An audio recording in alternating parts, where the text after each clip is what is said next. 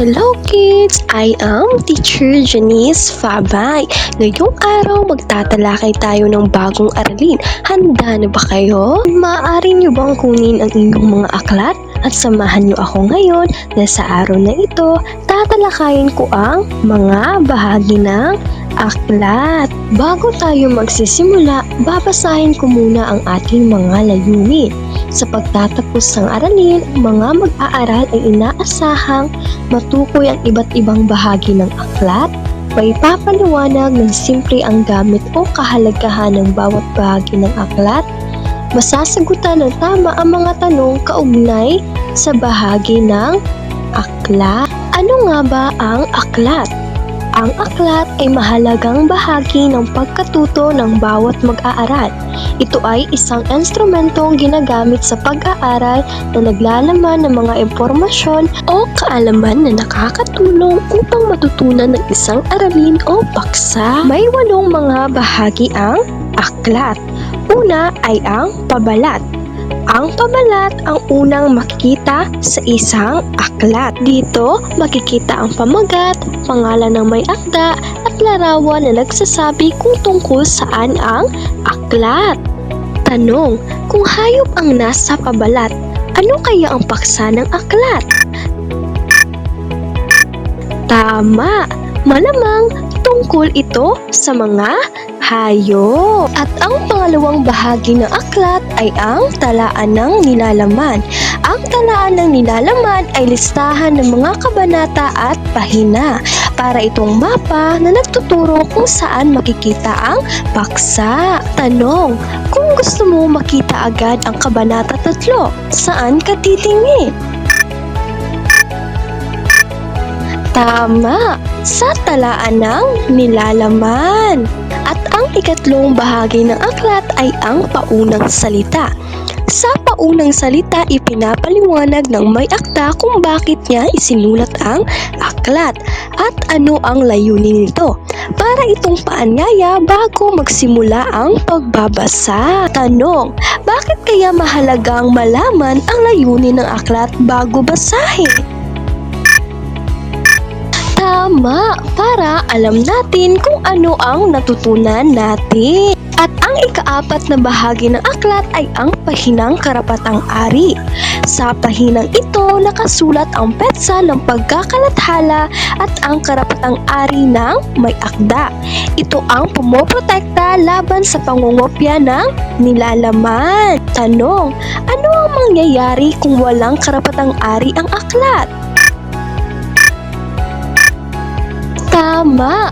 Pwedeng kopyahin ng iba nang walang pahintulot. At ang ika-5 bahagi ng aklat ay ang katawan ng aklat. Ang katawan ng aklat ang pinakapuso nito. Dahil dito, makikita ang lahat ng aralin at impormasyon. Ito ang pinakamahalagang bahagi ng libro. Tanong, saang bahagi ng aklat natin mababasa ang aralin mismo? Tama! Sa katawan ng aklat. At ang pang-6 na bahagi ng aklat ay ang bibliography. Ang bibliography ay listahan ng mga sangguniang ginamit ng may akda. Dito natin malalaman kung saan nanggaling ang impormasyon.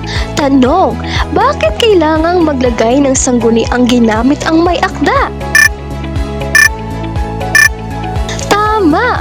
Para makita kung saan nanggaling ang impormasyon. At ang pang-7 bahagi ng aklat ay ang glossary. Ang glossary ay parang maliit na deksyonaryo sa hulihan ng aklat. Nakalista dito ang mga mahirap na salita at kahulugan. Tanong, kung may salitang hindi mo alam, saan ka pupunta? Tama! Sa glossary. At ang panghuling bahagi ng aklat ay ang index. Ang index ay nakaayos ayon sa alpabeto at may kasamang pahina. Tinutulungan nitong mabilis hanapin ang paksa sa libro. Tanong, kung gusto mong makita ang paksa tungkol sa bulkan, saan ka titingin? Tama! Sa Index. Ngayong natapos na natin ang ating aralin, nakinig ba kayo mga bata? Okay, very good. Dahil may inihanda ako na quiz time. Handa na ba kayo? Unang bilang, ano ang unang nakikita sa isang aklat? A. Bibliography, B. Index, C. Katawan ng aklat, D. Pabalat. Time's up! Ang tamang sagot ay letter D, pabalat. Pangalawang bilang, alin ang parang mapa ng aklat? A. Glossary, B. Katawan ng aklat, C. Paunang salita, D. Talaan ng nilalaman. Time's up! Ang tamang sagot ay letter D, talaan ng nilalaman. Magaling mga bata, ngayon ay alam na natin ang mga bahagi ng aklat at kung paano ito gamitin. Tandaan, kapag kilala natin ang mga bawat bahagi, mas nagiging madali at mas masaya ang pagbabasa. Ngayong natapos na ang ating aralin, naway marami kayong natutunan mga bata. Once again, I am Teacher Janice Fabay. Hanggang sa muli mga bata, paalam!